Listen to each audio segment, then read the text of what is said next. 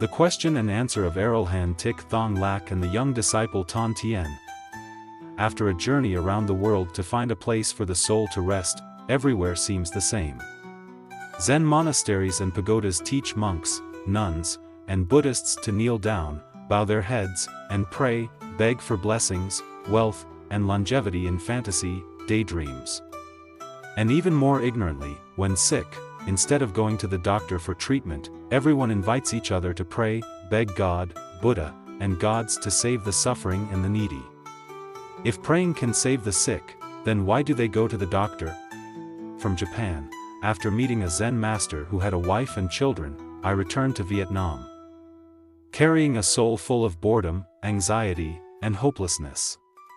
By chance, I read The Way to the Land of the Buddha and the original words of the Buddha by Elder Thích Thông Lạc at a relative's house. I was surprised and astonished.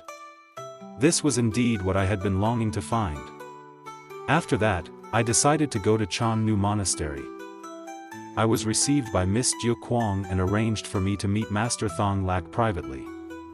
When Miss Jiu Quang took me to meet him, by chance an old layman was walking in the opposite direction and bowed to Miss Jiu Quang. Taking the opportunity, Miss Jiu Quang asked, "Do you want to see the teacher?" "Yes. I look forward to it." So he accompanied me to see Master Thông Lạc. As we left, he told me that he had known Master Thông Lạc when he was a young monk. Now, knowing that Master Thông Lạc had attained arahantship, he was so happy that he gave up all his family matters and had been in the monastery for a few days. When we met Master Thông Lạc, there were 3 of us. The old layman kept bowing to Master Thông Lạc and only said words of congratulations and happiness, then he went out into the yard. When the old layman came out into the yard, I absolutely did not bow or prostrate, but only bowed with the mutual respect of civilized people. The master invited me to sit down on the mat and said, "If anyone believes in me, I am willing to guide them to practice the right Buddhist Dharma. Practicing less will bring less results, practicing more will bring more results. All of this is true. I do not need many Buddhists, I only need people who truly want to practice to liberate themselves. I only need one person like that, I do not need many people to practice for show. Dear Master, I come here to respectfully hope that, in your position, you will speak up to save thousands of practitioners who are being drawn into crazy meditations. Foolish meditations, which are harming their religious life. They are so pitiful, Master. I have followed them to learn meditation, especially Vipassana. They organize quite a large scale all over the world. So what do you think Zen is? Dear Master, in my opinion, a meditator must be someone who regularly and permanently lives in peace and tranquility. To have a peaceful and tranquil soul for a long time, the practitioner must live solitude, so he must no longer do business or participate in worldly affairs to achieve this. As for those who still live in a bustling social life but meditate, that is forced meditation, suppressing greed, anger, and delusion. Once something happens, greed, anger, and delusion arise violently. Yes, you are right. That is why I respectfully ask you to speak up and save them from ignorance and delusion. I'm doing it, but it's not easy, brother. They are too superstitious, brother. I asked about metaphysics. Master Thông Lạc said that Buddha and he both affirmed that there is no metaphysics. He taught me about the 5 aggregates: form, feeling, perception, mental formation, consciousness. He clearly taught about the dangers of perception. If humans do not know, they will live forever in wrong views. Before parting, I would like to ask you honestly and sincerely, dear teacher, I am a person who likes to research thoroughly. Please forgive me for asking a seemingly vulgar question. I understand, go ahead. Sir, does your poop smell bad? It stinks, brother. My body is human like everyone else's. I also eat to live. I also bathe, because everything excreted from my body stinks. You know, since I attained enlightenment, I realized that this body stinks unbearably. I wanted to leave immediately, but there were many things I needed to do to help sentient beings. I saw that Buddhists were drowning in ignorance and superstition, so I stayed to lift the veil of ignorance and show them the Tathagata's true Dharma. You understand correctly. New illnesses will not attack when the teacher always lives in good Dharma, but old illnesses recur because the teacher and Buddha work too hard, then it has a chance to flare up. This flare-up is cause and effect. Before the teacher attained enlightenment, he already had this illness, and because he took medicine, it was quiet until he overworked. Please tell me, what is this disease and how can I get rid of it without taking medicine? The disease is caused by bacteria entering the body through scratches on the skin, heat in the liver causing pimples on the skin, making it easy for bacteria to enter, through unclean, spoiled food, especially food from diseased animals. Bacteria can withstand high temperatures. Through weak mentality, psychological illness. When the immune system is tired and weak, bacteria can easily enter and develop. Although there are also types of bacteria in the body that protect the body and fight against foreign bacteria, the resistance is limited. If people do not take care of themselves, causing their resistance to weaken, they will easily fall ill. In addition, there is also cause and effect, created by karma. To be cured, patients must rely on doctors and pharmacists. But practitioners must rely on concentration. When practicing correctly according to the Buddha's teachings, they will gradually create concentration, and use concentration to enter meditation to push back the disease, which means giving the bacteria the strength to resist and push back the disease. At the monastery, the monk taught the monks how to cure themselves, and many monks were able to do this. People get sick because their bodies have many tiny blood vessels that are easily blocked when germs invade. From the blockage of tiny blood vessels, it creates and gradually affects the blood vessels next to it, then spreads to a large area in the body. Thank you for your kind reception. I know that you need time to work for the public. I hope you will give me the opportunity to meet again. My sincere gratitude to you. I left in joy, lost in thought, which made me forget to greet and thank Ms. Jiu Kwang for her help when I got home. This was truly the act of someone lacking in culture in accepting favors. I apologized to Ms. Jiu Kwang. Saying goodbye to Master Thong Lak and leaving Chan Nu Monastery, carrying hope, the first thing I did was to confirm is there metaphysics or not? First, at night, at 11 p.m., I went to the cemetery in Chan Nu Monastery. I tried to brace myself, although deep inside I was scared, shivering. Absent-mindedly thinking about the ghost appearing. Because I was very afraid of snakes, ghosts, the dark, blood and dead people. When I left my hometown to go to Saigon to continue my studies, the road from my hometown to Saigon was very far. Sitting on the bus, I was busy thinking about going to study medicine. The anxiety made me stressed. Luckily, a happy thing happened that made me feel better and less stressed. It was an old lady from the central region who saw the conductor pouring water into the tank at the engine. She was so angry that she jumped at him and hit him, shouting, "Why did you lie to me? You said the car ran on gasoline, and gasoline prices went up so you made me pay more. You bastard! Why did you lie to me because I was old and stupid? You son of a bitch!" A passenger who knew what happened immediately came to stop her and told her, "No. You're wrong. The car runs on gasoline." He poured water into the tank to help cool the engine. "Really? Really? You're not kidding me, are you?" The old lady remained silent, got into the car, sat down, breathed heavily, and said nothing more. My mind changed the subject again, looking at the scenery and thinking about what had happened, until we got to District 4. 2 days later, the landlord took me to Saigon Market, showing me how bustling this place was. On the way back, he stopped by Tu Hospital. There, when I saw the blood from the maternity trolley passing by, I don't know why, but seeing blood scared me so much. From then on, I decided not to take the medical exam again. So tonight, alone in the cemetery, how could I not be afraid? The fear grew in my mind. I trembled and left at 12:15.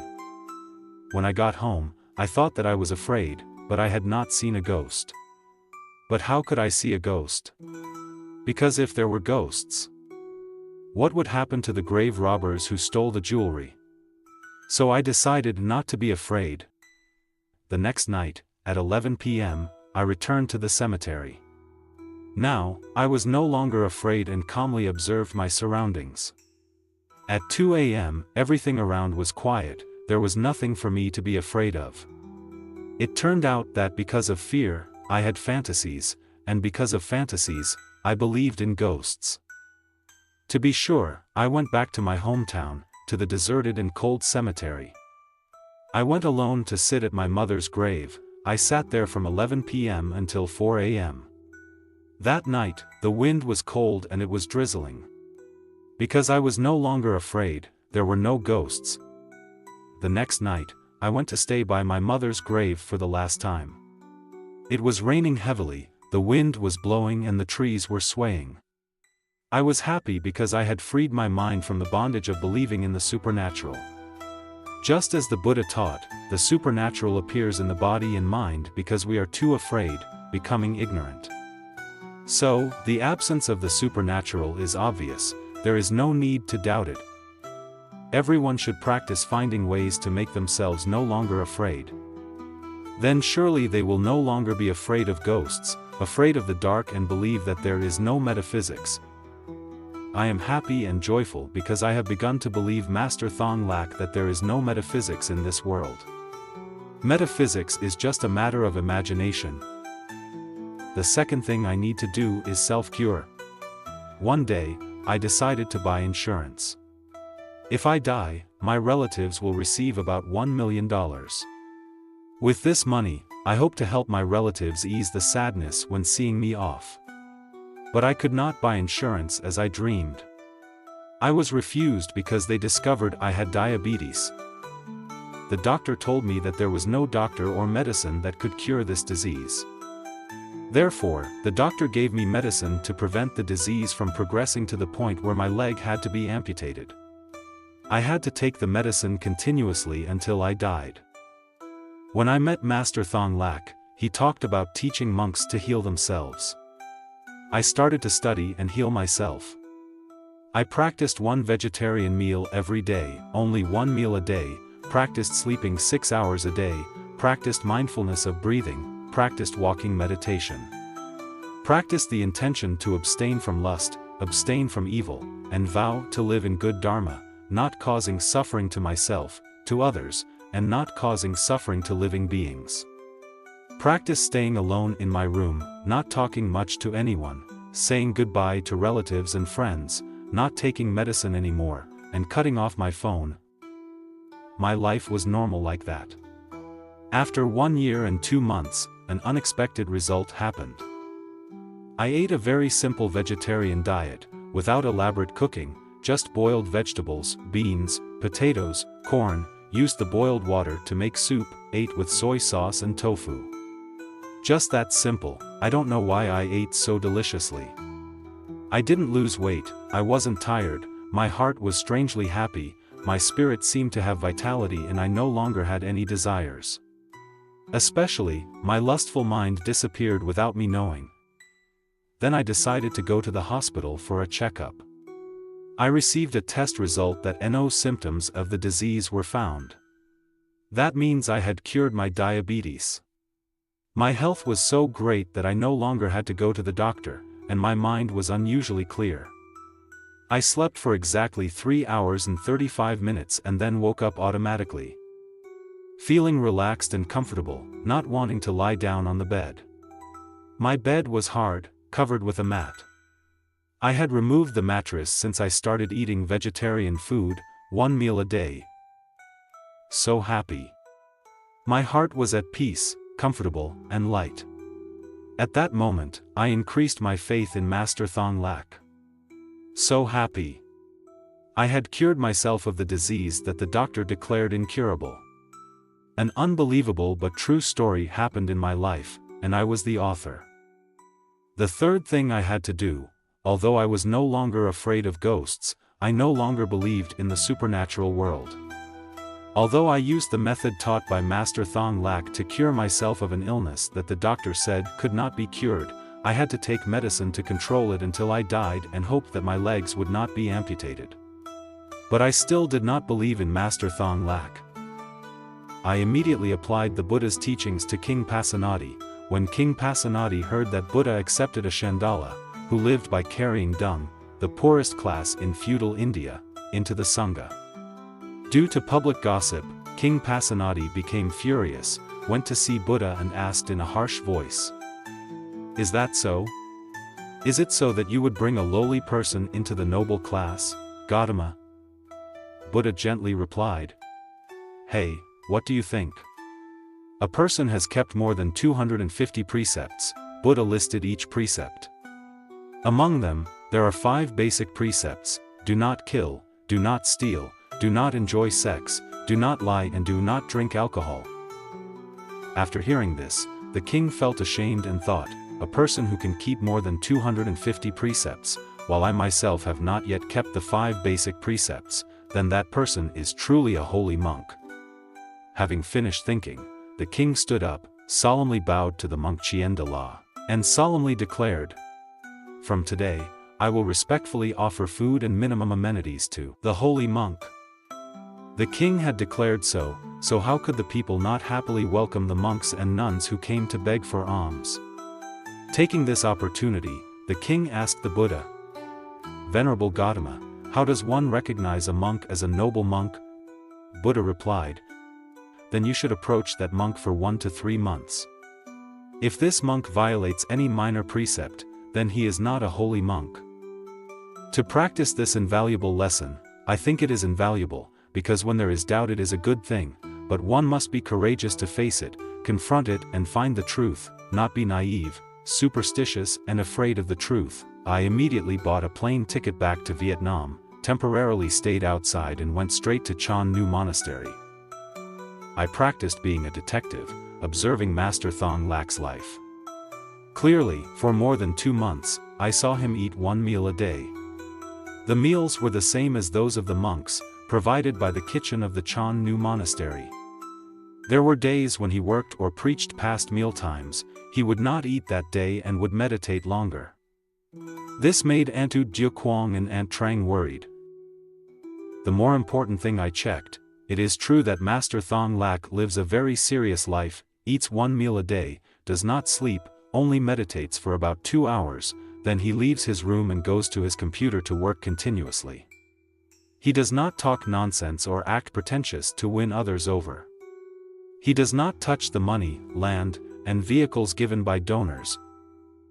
He often left the monastery by walking to a secluded place to settle in the immobile mind, avoiding receiving visitors. When he did not want to receive visitors, he went to another place so that the executive board would not have to bother looking for him. The fact that Master Thông Lạc no longer received visitors made many people suspect that the executive board of the monastery was making things difficult. It is really unfair to Ms. Trang and the executive board. You should remember, they are not allowed to lie. Lying is a violation of the precepts. After directly observing and asking the meditators, I learned that Master Thông Lạc had once meditated for 15 days without eating or drinking, to demonstrate supernatural powers to teach sentient beings, in order to create faith in the practitioners, helping them to feel secure in their practice. According to them, there were times when the teacher suddenly appeared very quickly in front of the students, making them surprised. This meant that the teacher wanted to demonstrate his supernatural teaching power so that the students would take note. His style is very practical. He does not need to seduce or conquer others to gain benefits. He answers directly, without beating around the bush. He does not observe the facial expressions or thoughts of the person he is talking to in order to choose words to please each other.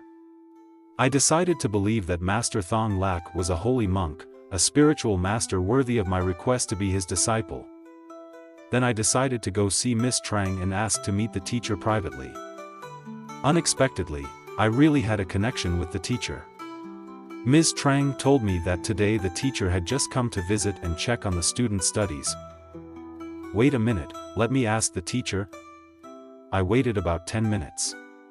Ms. Trang came back and told me, "I'll see you, uncle. Please follow me to the living room to wait."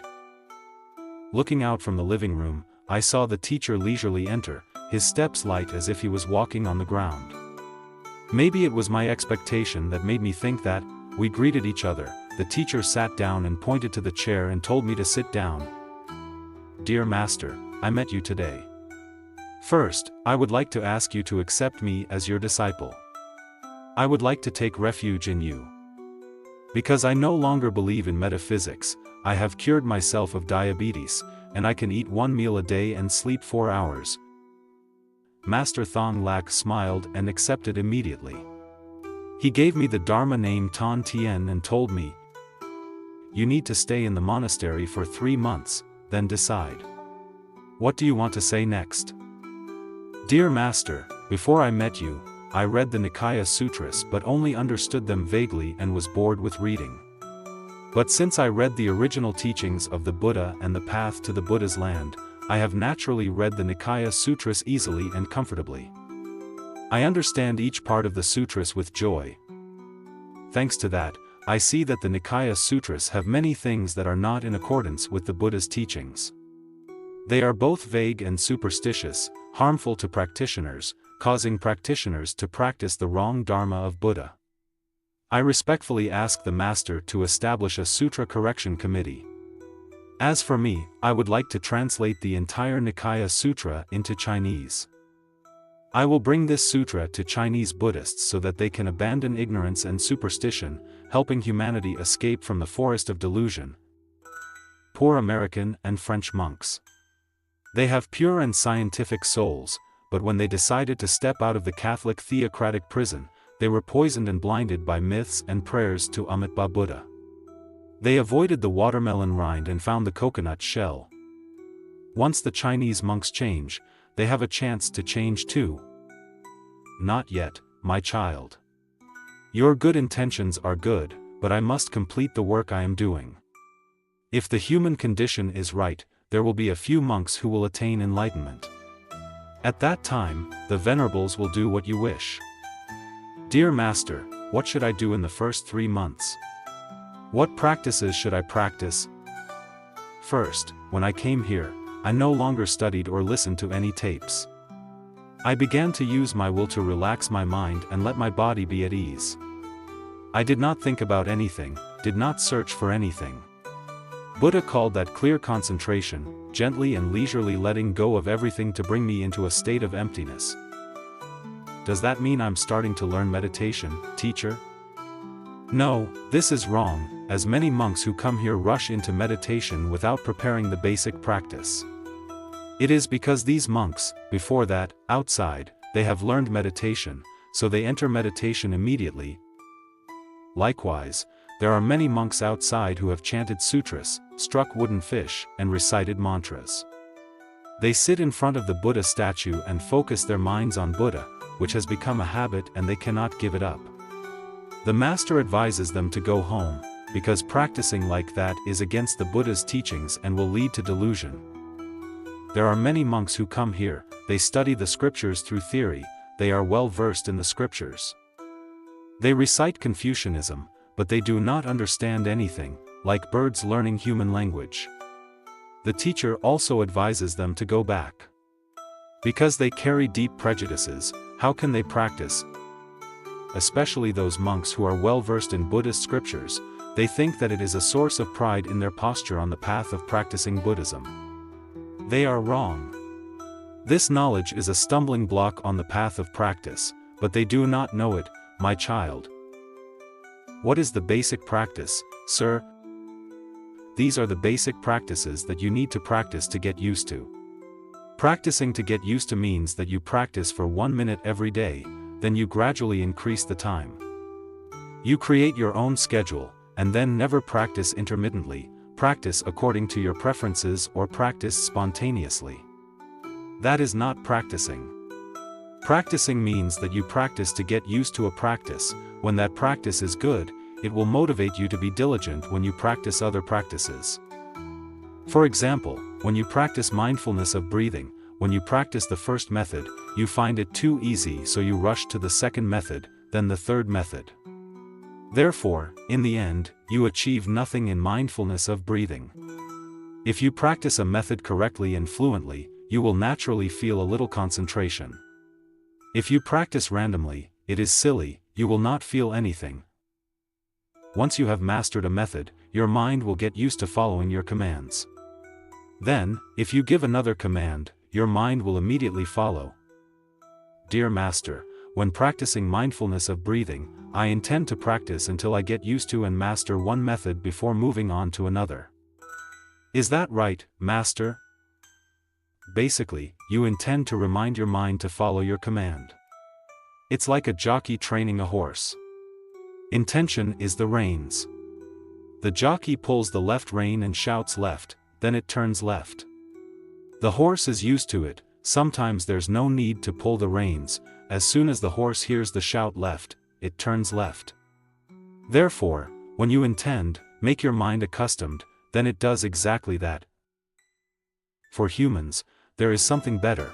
When the mind is used to performing a certain method that you have chosen, when you use another method, it will automatically understand the meaning and immediately follow it. It is like in real life, the secretary understands the director's meaning. There is no need for the director to give orders. When something comes, the secretary immediately understands and automatically does exactly what the director wants. This means that over time, the intention and habit become familiar. Please give a clearer example. For example, I have the intention, big things become small, small things become nothing. I memorize it, walking, standing, lying down, sitting, every now and then I remind my mind like this once. When my mind is familiar with it, if something suddenly happens that makes me upset, I remind myself of this sentence, then naturally my mind forgives easily. Thus, right intention is the method that makes the mind follow the command of intention. It is that clear. Sometimes, before you have time to give the command, your mind has already performed the good deeds of love and forgiveness. Because over time, your mind has become accustomed to and understands your intention. Yes, I understand. The method of right intention is the method of training the mind to become familiar with each intention, so that we can use it to control the mind. What is the method of directing the mind, teacher? For monks who follow other religions, directing the mind is to direct the mind to God, Buddha, and gods, which means directing it to others. Those who worship the river god or the kitchen god direct their mind to them. Directing your mind according to the Buddha's teachings does not mean directing your mind to the Buddha, but you bring your mind to look at your body and mind. The Buddha calls it concentration and awareness. It is not necessary to sit, but you always know what you are doing. Anyone who is able to do so, always, regularly and consistently, until he becomes familiar with it, will attain the fruit. That is because you always know what you are doing, that is, you always know whether it is good or bad. If it is evil, I ignore it and do not accept it. If it is good, I increase it. It is clear that I am abandoning lust and evil, increasing good. It is clear that I am preventing and eliminating evil. It is clear that I am pursuing and chasing evil out of my body and mind to increase good. And you are gradually entering into living in pure goodness. When you enter into familiar goodness, you are already living in the magnetic field of goodness, and you have already attained the fruit. That is the wonderfulness of Buddhism, don't you see? Yes, I can feel it. Just choose a method that suits your characteristics, then always, regularly, and long-term practice and cultivate, then that method will automatically transform and bring you into good Dharma actions. As the teacher wrote about contemplating the body, feelings, mind, and mental objects. Just contemplating the body, there will be feelings, mind, and mental objects. Just contemplating mental objects, then automatically contemplating the body, feelings, and mind. I understand. When practicing Buddhism, don't be too strict, don't be constrained, don't rush, but relax. Practice this Dharma thoroughly, then other dharmas will appear so we know what to do. For example, I only practice one method of eating one meal a day. When I get used to it, other methods will appear. At that time, I will see that I am free from greed, anger, and ignorance. Because, if I only eat one meal a day, what is there for me to crave, to wish for, to compete for? From then on, my mind went blank and automatically brought me into the unmoving mind. When my mind was still, I naturally ordered it to enter meditation. When I entered meditation, things appeared. And I naturally knew what to do. That was a familiar reaction. Dear teacher, what is the ultimate purpose of practicing Buddhism? To abandon the world of suffering, and to enter the world of non-suffering. So, what is the goal we aim for? Mastering birth, old age, sickness, death and liberation from rebirth, sir. To reach the final goal, we must practice and reach each station. The final station is to master birth, aging, sickness, death and liberation, no more rebirth, called the station of Tam Vin, or Arahant. Before the station of Tam Vin is the station of Tien Din. Before the station of meditation is the station of precepts. To enter the precepts continuously, the practitioner must attain an immobile mind. To enter the immovable mind, the practitioner must go through one of many alleys. Uproot greed, anger, delusion, pride, doubt and master fame, wealth, concept, eating, sleep, enter the unmoving mind. B. Let go of everything to empty the mind, enter the unmoving mind. C. Abandon desire. Abandon evil, increase good, live in good, enter the unmoving mind. D. Concentration and awareness. He stopped, looked straight at me. After a moment, he smiled. I happily and excitedly asked, to achieve the final goal, what is the first condition to do, sir? When I accepted to enter the religious life, I considered myself dead. When I attained the threefold knowledge, I also had to die to leave this world. If I had died, would time and life still be important to me? No. If so, why do you have to be restless, anxious, and impatient? Being anxious, restless, having negative thoughts, being impatient, and impatient means that you have not accepted death. And so, your practice is only to know. To become a teacher of the world. That is wrong. Practicing while counting days and months means you want to become a teacher of the world, so you should go study for a PhD in Buddhism.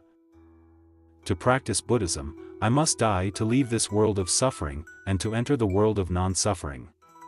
What I can clearly see is that the Buddha taught many arahants. When the Buddha left the world, the arahants also silently and quietly calmed their breathing and left the world. Did any of them beat drums and blow trumpets when they left? He paused, swallowed. He didn't look at me, but looked toward the open door, then continued, "Dying here is not suicide, my child. Once you cultivate and have concentration power, you will see everything, and you will know what to do." Basically, to let you understand, it is like a clam changing its shell, or a crab molting. When a crab or clam does that, it doesn't die. It grows up, right? Yes, that's right, sir. The arahants' practice of calming their breathing means leaving this world and entering the world of no more suffering. They do not die. Arahants do not die and become human or animals again. Therefore, when you enter the monastery, you practice the following basic methods. If you feel peaceful and happy, you continue to practice. If you keep thinking about things outside, missing your wife, missing your property, etc., you automatically leave. You can practice in any way, as long as your body and mind are serene, peaceful and carefree. When your mind is serene, peaceful and carefree, you are moving straight into a mobile concentration. He looked at me. I looked back courageously, and our eyes accidentally met. I felt him transmitting his faith to help me, a feeling that was both gentle and determined. Then he continued teaching me. Practice using the rational intention of good dharma, use short, powerful sentences that make it easy for the mind to remember and remember for a long time. Always live in good dharma, intentionally abandon desires, abandon evil dharma. Living solitude, do not seek out conversation, concentrate on practicing. When the mind is still, all 6 senses must stop working. When you intend to enter dhyana, if any sense is still active, then entering dhyana will not be successful. For example, if the ears still hear sounds outside, it is a failure. Buddha said that when he entered dhyana, his ears did not hear the sound of thunder striking and killing a buffalo next to him. Eat 1 meal every day, abstaining from eating slowly. Abstaining from eating will abstain you from other desires. Sleep 4 hours a day, gradually reduce sleep. For example, if you are sleeping 12 hours a day, you practice adding 1 hour, reducing sleep to 11 hours, until you have 4 hours left to sleep, then you have used all the remaining time for practice. When you get used to practicing like this, you will enter immovable mind samadhi. Practicing to stop missing someone means practicing to empty your mind. An empty mind makes it easy to enter immovable mind concentration. Breathing mindfulness helps you control your breathing. When you breathe gently and regularly, your body is protected and the heat in your body slowly leaves your body and mind without you knowing. Breathing mindfulness helps you drive away evil dharmas with your breath. You have this experience: when you cure yourself, the illness follows your breath out. Walking meditation. You read and find walking meditation so easy that you practice it slowly. You should not do that. This method of walking meditation teaches you extraordinary patience. When you achieve it, you will feel an inner force appearing in your body and mind. It is this inner force that creates joy and confidence, helping you to strongly commit to your practice. It is this inner force that protects your body. I have told you enough. You should know that each dharma helps you overcome the obstacles and go inside. When you are proficient, you will automatically enter the stream of the holy monks and holy nuns. Dear Master, in your book it is taught that the practitioner practices the precepts diligently until the precepts enter the mind, then the practitioner has completed the practice. I have just taught you. All the dharmas of the Buddha are interrelated. If you intend to abandon lust, abandon evil, and increase good, are you keeping the precepts constantly? If you practice samadhi and mindfulness, are you keeping the precepts constantly? If you practice samadhi of non-outflow, searching for and eliminating evil from your body and mind and increasing good, are you keeping the precepts constantly? Keeping the precepts constantly is the immovable mind. The immovable mind is keeping the precepts constantly. Yes, that's right. Therefore, I teach you not to be stubborn. You choose a method and practice it thoroughly, then you will get results immediately. For example, you practice eating vegetarian food 1 meal a day to cure your own illness. With the method of eating vegetarian food 1 meal a day, how do you feel today? Yes, I am happy living in the good dharma. I no longer have any desires, I am not sick, not tired, my vitality is gradually increasing. And most interestingly, my lust has disappeared. See, you see? If you continue to practice eating 1 meal a day like this, you will no longer have the urge to think nonsense. When your mind is empty, you can easily put your mind into immovable mind concentration. Sir, so reading the scriptures is no longer necessary? It is necessary when the practitioner wants to choose a method to practice that suits his own characteristics. It is useless to learn and understand all the methods. As you know, Mr. Anna, the Buddha's attendant, knew all the methods the Buddha taught, but he practiced and did not attain fruition. If he practiced all the methods and attained fruition, would he be a great arahant? That would never happen. An arahant is an arahant, there is no such thing as small or great. An arahant is a practitioner who has reached the final station, ready to leave the world. Yes, that's right, sir. In real life, our ancestors taught, one skill, one life of glory. If someone learns many skills, he will live a vagrant life, useless. Teacher and student looked at each other and laughed out loud, very happy. That's true, my child. Mr. Anand practiced for a long time without success, but the opportunity came when he was invited out of the cave on the day of the Great Council to compile the scriptures. He was proud, determined to practice, and he only embraced one method, not Thien, do not pursue the past, do not think about the future. In just one night, he attained enlightenment. Dear teacher, is the one night of wisdom method where Mr. Anand gives up all knowledge in one night to have an empty mind? That's right, thanks to that, he was able to put his mind into a movable mind samadhi and enter dhyana to attain the fruit. And this is also my advice to you, the knowledge you learn, you go to school to become a slave to your body. You go to school to become a slave because you need money for your life. If you are determined to use the method of according to the intention of purification, like Mr. Anand, when your mind becomes empty, you can easily put your mind into a movable mind samadhi and enter dhyana, entering the three insights. Dear Master, let me ask you one last question. Once I understand, I will just follow the Dharma you teach. That way, I can practice anywhere, and it is not necessary to go to Chan Nu Monastery, right, Master? That's right, my child. Practice wherever you are. If everyone comes to Chan Nu Monastery, it is not practice but a convention. The teacher smiled happily, then stood up.